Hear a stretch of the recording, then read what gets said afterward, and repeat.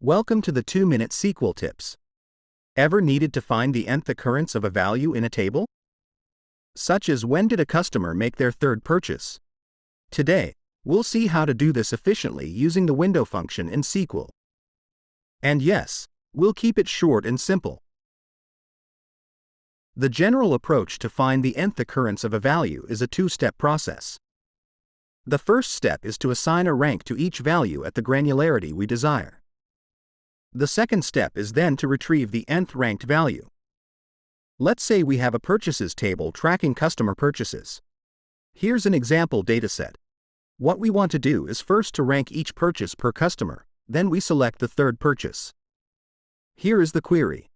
In the CTE, the partition by specifies that the granularity of the window is a customer.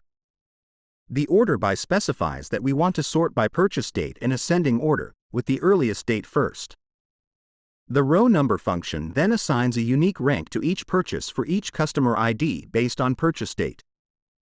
In the main query, the where purchase rank equals 3 clause specifies that we want to return only the third purchase for each customer. Here's the output.